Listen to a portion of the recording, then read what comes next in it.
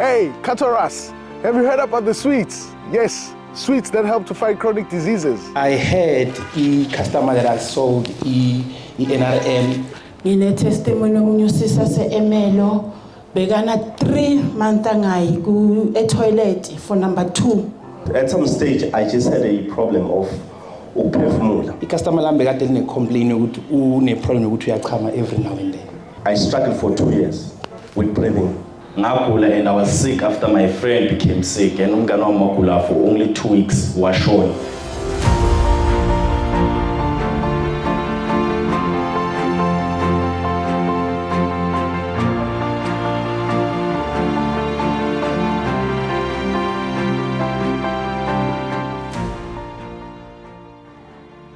The trick is to understand what Tina City utata and utata lama supplements. It's not medication, right? What you're putting into your body is nutrition. You must remember that when God created a human, and that was the food humans were supposed to be sustained by. Now that you're not sustained by that food, what is going to be sustaining your life? So if you look at your health as a you need this nutrition for your sustenance. It's by design. It's like eating petrol. Do I need petrol for the rest of my life? A car needs petrol for the rest of its life if it wants to move. If you have phone, my phone again, ingayifaka the day for move. You understand, eh? It's to understand the makeup of the person, what makes humans function. Yeah, bon. Food was actually not meant for enjoyment, to be honest. Yeah, bon. That was not the design for food. Food was meant for sustenance. That's why in Komiducha, no should you enjoy. You enjoy. I not spice, I not soy, I not next is the whole day. It needs it. This is the staple for the cow. Needs it. So not just now, so let's a staple. We've come to learn other things. Oh, yazini, le cabbage lena ngidinga ukudla lihlaza. Ngalifaki yabona. Ngilifaki 6 gun. Boil le yanto le yabona, beke istofu ku6. Yabona. Bese it loses the nutrition. Just by the way, the reason why we always recommend supplements like this is because even if we were to talk about fruits, because someone else will say, but you want my fruits, you want my veg every day, right? But again, the knowledge of how much you need to eat of what is a big thing. It's going to take you a lifetime to know. So what are the kinds of foods I need to eat, for example, for blood pressure? Because there's a lot of things that help. Banana does help with the blood pressure. Most people don't know. You know, with the banana, when you eat a banana, you get potassium, and the potassium helps to stabilize your salts in the body. Yeah, but most people don't know that, but yes, there are foods you can eat and incorporate into your diet. Yeah, but again, it needs a lot of time to understand what are the foods, how do you prepare them, you know, and how many of these foods and what quantity, first being a per day for me to eat to a point where it's controlled. Yeah, but so the thing is, we have to understand the reason why we eat is for sustenance. Yeah, but sipile or bekumele ukuthi sidlele ukuthi yabona to sustain our lives. Manje Nkosi yami manje sidlela noma yini. I'd like to take a testimony or two if there's anyone who can share a testimony, whether it's your own personal testimony, you've used the products or you've got a customer who's bought from you and has a testimony. I joined the business. I think it's been 3 weeks now, but I had a customer that has sold NRM ne PWR. The customer lambe kade line complain ukuthi une problem ukuthi uyachama every now and then. And then after taking these sweets for just a week, wangitshela ukuthi that problem has stopped completely. Just for a week. And then we got a problem also a high blood. And is high blood yakhe manje is stable. That is my testimony. Thank you. Is really a testimony. Ngicela sonke sibambe lapho. Sanibona igama lami ngumthembu Mashehu. Ngisengenze 2 years kule company kaBhulungela kuyo. Ngine testimony omunye usisa seEmelo bekana 3 months angayi ku toilet for number 2. Utsakaphelile umzimba wakhe sekamncane athi sekabona ibox lila ukuthi yena uzoshona bayomncwaba. Ngamnethengisela iNRM neGrow. Wathola ama product ngimsendele wona Monday ngephepha wathola Thursday ngathi buye athathe A1 ekseni A1 emini A1 makalala by Friday wangena etoilet wayenza number 2 uthi bekuthi amemeze agibele indlu athi uyanizobona lento eniyibonile ngoba kumshuko uyadla kahle uyaphuza but unumber 2 awumyenzi iyababulala lento abantu so ama product wethu wafika wabasiza for the second testimony last year November it was for my first time ngaze ngathi thank you Mr. Maduna to push me to this pool ngilende ngeplane ngaya eDurban salala ku 5-star hotel ngingaya nekhampani yakababa Maduna so singayithathi kancane sisesekhona uyabona siyazinyatha sithi ku family yami background iphansi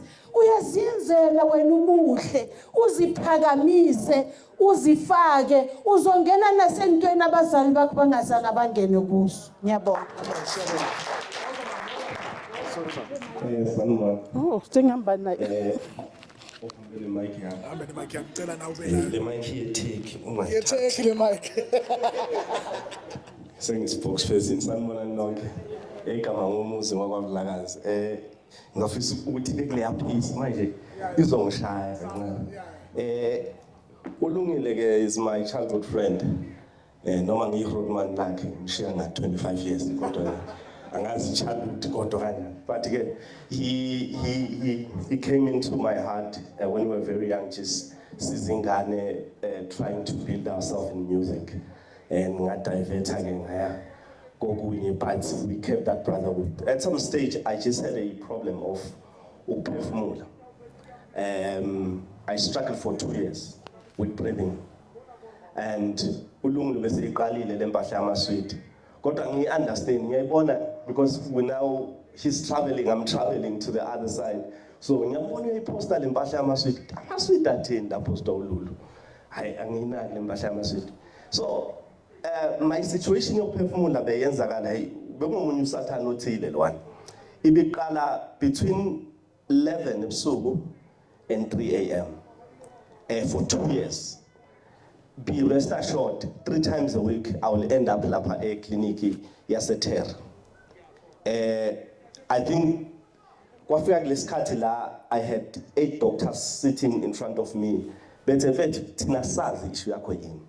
Because we have taken the blood, lento sicabanga ukuthi ama-asthma nani yonke into ehambelana nale sifo esicabanga sibhedle. It comes back clean, asazi senzini. Into esingayenza sokunika nali box lalezi zinto aboleyifutho lezi.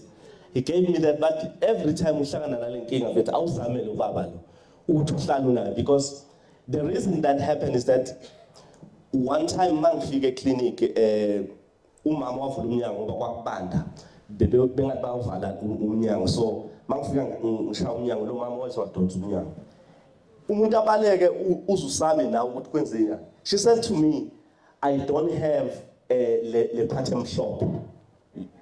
There was nothing le pattern shop. And mind you, I was driving myself to Esbedle. Anything besekwazi English to my moved from a force. So anything mabezi imoto ngabo 2 am they know ukuthi seyisukile. So I have to rush ngishaya amahambo imoto indize ngiyofika Esbedle. So when that happened and I gave Ulule a call, I said, hey Baf, kunalento engistruggle ngayo angazi yini. Ngiyabona ukuthi ngisamaswidi nani kodwa ngihluleka ukuphefumula. Meaning umuhluleka ukuphefumula negazi somehow khona into engasahambi umoya awufiki la. Ukekulunga ngathi unginqika phansi ukuyishaya emadwaleni ukuze kungene umoya la ekhanda because everything is just wrong. So uLulu wathi kimi, hey Bafo, I think naye wayesayizama lento yakhe. But hey kunento ekhona la Le box elinye ngizokukhiphela eboxini eli1 ngoba khona umuntu olifunayo ngizothi ngithatha uhafu wami. Wangilethela naye impahla. Yes. Wangilethela le mpahla le. Mayifika ngincenge ngithi okay, usweet lento ungilethela ama strap cells lo mfomo. Siphamisa impahla ngicela ungikhiphele kube.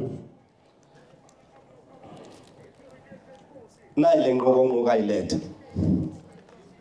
So ngiphushe ngibona ama strap cells mina because ayilethanga ngebox wayikhiphe eboxini. So ngithula wavele hawu madada. Ama strap cells lawa. Abizanga. Okay, ayingiphushe. 2 days later I'm realizing ukuthi hayi man. Sekumele ngabe seyingenile le call yami. Yeah. Yokuthi ngiyosayina le kaMlungu ukuthi sekunjalo. So to cut my testimony short, by the time ngiqeda lo 15 ola abasangazi mina lapha. Until today, one of the doctors useduze nasendlini unothi because he was one of the 8 doctors that were busy with my case. So ngiyangishayela around uthi hey bafu ngithwele newuthweri uyenzilwa. Ngithi mina ayi into lengithweri yaphela. Uthi ifelile njwanga. Ngithi mina angazi kodwa engikwazi ukuthi ngathola amaswidi athile ngawadla kwasizakala impilo yami. So I'm just bringing a testimony ethi mina ngibone okay sengiyabadayisela manje ngiyabadayisela kodwa ngibone kimi lento ukuthi iyasebenza. So ngiyayethemba mina personally. Ngiyabonga. Ngosa ngibayisithini. Ngizofuna ukuthi ngosa. Angeke ngikhona ukuhamba nami. No, are we in marketing? Sabonani. Ninjani? Igama lami nguNkosazana Linda ngizozama ukusheshsha. Kodwa testimony ithande ukuba yinto kancane. So 2021 ngagula and I was sick after my friend became sick and umngane wami wagula for only 2 weeks washona. Sihambile abodokotela athetha amapilisi sihambile inyanga kunzima ngaleyo ndlela. Wathi maqeda ukushona on the day of umngcwabo wakhe. That's when I started becoming sick. Ngalala endlini mangivuka nginesilonda C1 but by 1 PM umama uzantshela ukuthi benginjani. Circulate. By 1 ngesinje. Abaningi bayibona. Ngahamba nama doctor, ngahamba ama private clinic, ngahamba ama government, nganamuntu ongisizayo umzimba weak. Kwaze kwafika na like 10 ingubo bengasahlali phezulu komzimba. Iluma, it was so irritating. I remember one night bengikhala ngithi yazi uNkulunkulu I can't do this. Bengicela ungithathe ngoba wamthatha nomngane wami. So why are you still keeping me around to suffer this? Umama wangilethela iMLS, iGRW neBTY.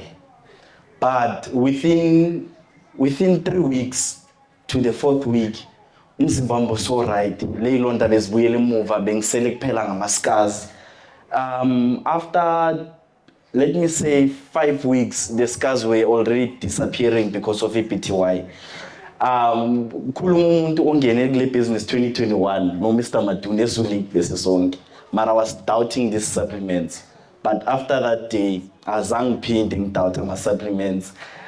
Ngiphinde ngisho futhi ukuthi nami ngumunye abayetheki manje. Yo, eshayo take man. Hey, take angazi ukuthi sekubona ngabani lo mshini ukuthi ngifika ku 200.